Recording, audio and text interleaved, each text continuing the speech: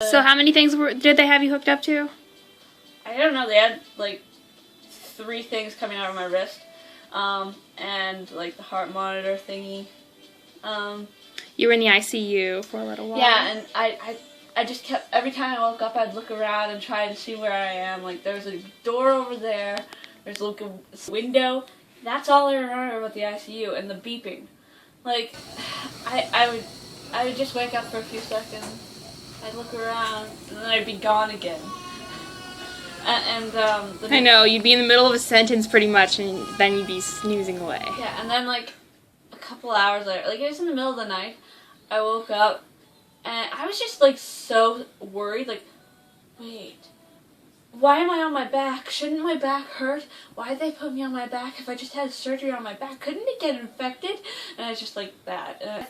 I just was getting nauseous, and I was like trying to get up, but like my back, it hurt so much because I couldn't get up. And then finally they put a bowl under my mouth, and it was just bile. Like, I hadn't eaten anything in like 24 hours.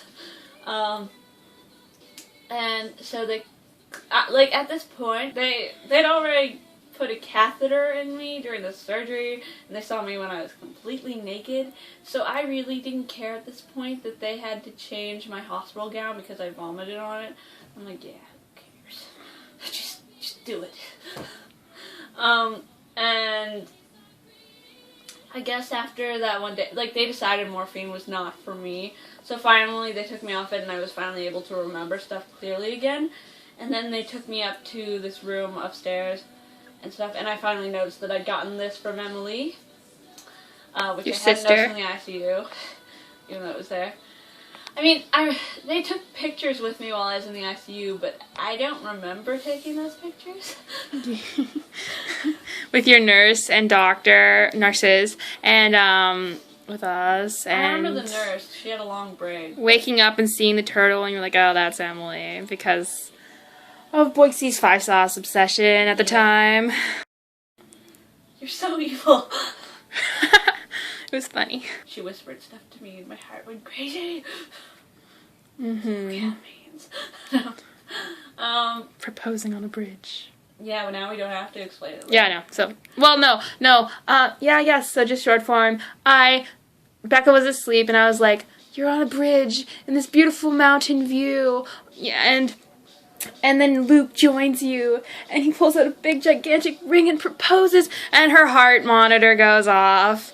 And it's not just a normal ICU making a bunch of noise machine. It's just because her heart went crazy. And her nurse comes in, we tell her the story of why it happened. And then I don't know, we just get to talking a little bit with the nurse, and we tell Becca later. And then she tweets it to Luke, and then later deletes it, because she's obviously not herself in the ICU. I really shouldn't have let her do it, but I did. Why would you let me do that? That's so awkward. You wanted to do it, and I was like, You okay. can't trust me.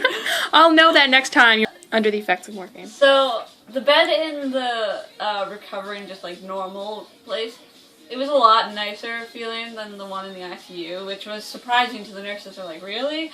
Everyone likes the one in the ICU better. And I had a roommate in this other room, and her family was Yeah, really but not at rude. first. At first, we got the whole room to ourselves, and it was really nice. Yeah, Then she why showed did I up. get the window? Why did she have to get the window? Yeah, because she got I was there to. first. Yeah.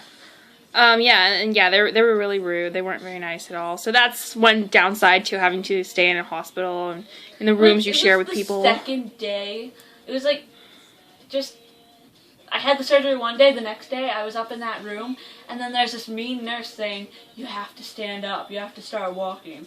And I'm like, oh, but I hurt. And she's like, okay, if you're going to be tough with me, I'm going to make you go up and down stairs. And I'm like, And they took the catheter out, and they took some of the needles out. So I was actually, I think they took out all the needles. I tried to take them out, and they're like, no, you could hurt yourself. So I'm like,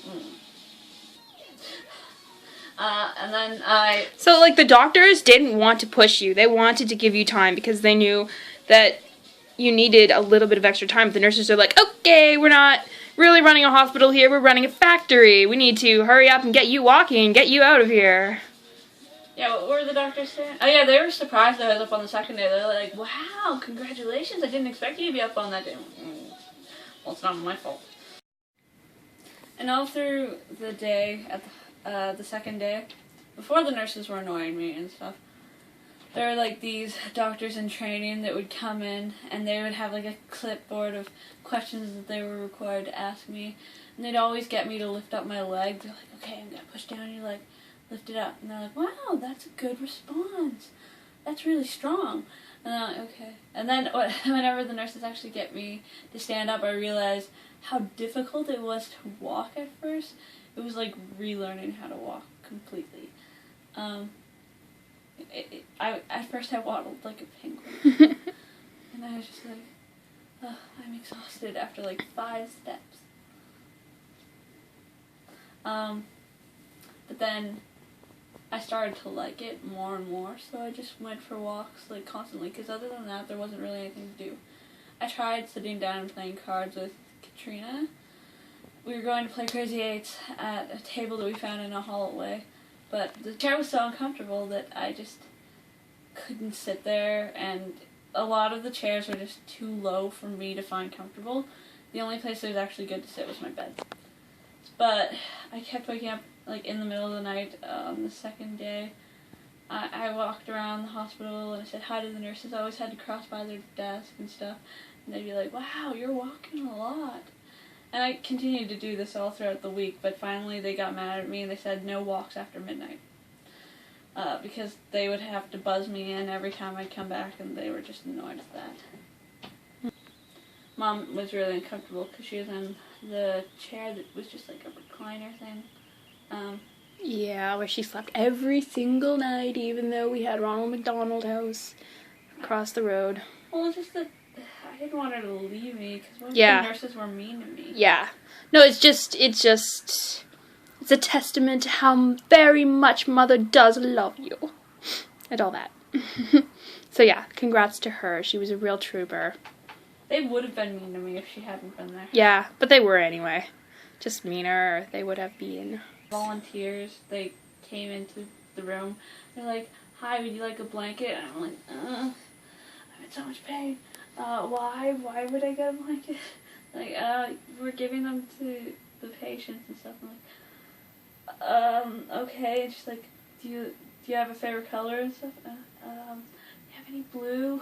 It says, made with tender loving care for Project Linus. It's just where a bunch of people make homemade, they have to be homemade blankets, and they donate them for children. And I'm sure whenever they made it, they weren't thinking of making it for someone that was my age. Of course, because it's like really small. It doesn't even fit from my feet to my chest. But, okay. It was nice anyways. I mean, it's not that blue, but I think it's a pretty color. I'm happy with what I got. They're really nice.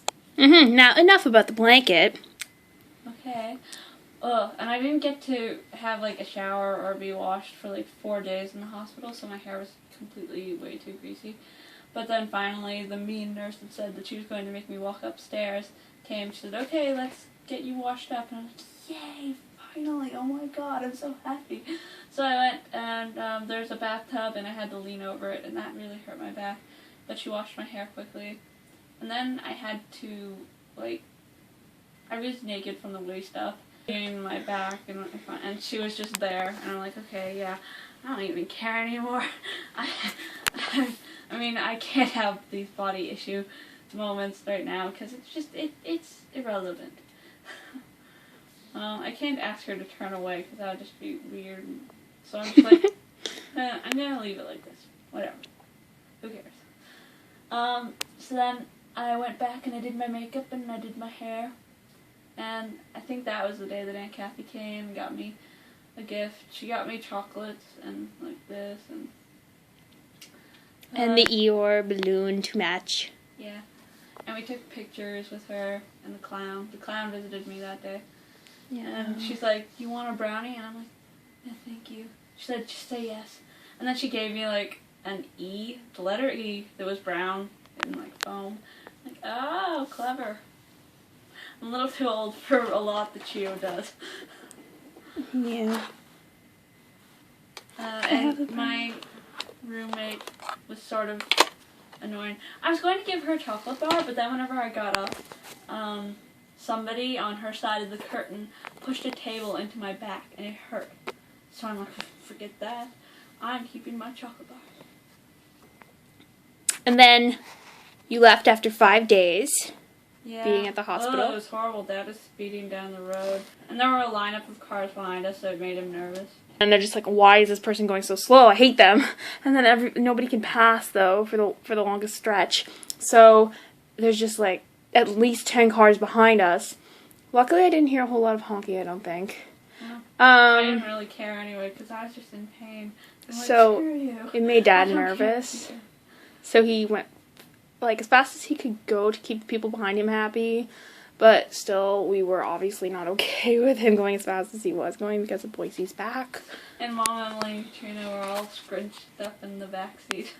Yeah, it was with all of our baggage and stuff like. I was really upset to leave the hospital because of the food. Like, you just ask any time of the day and they bring you food. It's not like with Mom where you have to beg for her to make you something to eat. I know that's immature of me. But anyway, they gave you a big menu and it was just amazing. I wanted their subs for the rest of my life. Yeah, and people complain about hospital food. Even their cafeteria was pretty Recently, good. they took off all the unhealthy things from the list, like craft dinner and Poutine. yeah. Oh, I guess that's pretty too bad. I really was surprised that they were even there anyway. Yeah. So anyway, since the surgery, you've seen your doctor once or twice. Yeah, once. And so your back, like you said, has never felt the same. And every time it feels so weird when someone touches it, right? Yeah, it either tingles or it hurts. It depends on where people touch. And there are still some parts of it that you can't really sense. You can't feel anything. You Yeah. can't feel it, or you can't feel it when it's touched or Rubbing a something. hand down my back, I can't feel. That's weird. And the doctor said that after a year, that pretty much should be gone. It should be back to normal, Yeah. right? Last visit, he asked me if I wanted to get x-rays. I should have said yes, but I was just so tired of taking off all my clothes and putting on the hospital gown and going in, but I should have done it. So you should be getting to see him again in June? Yeah.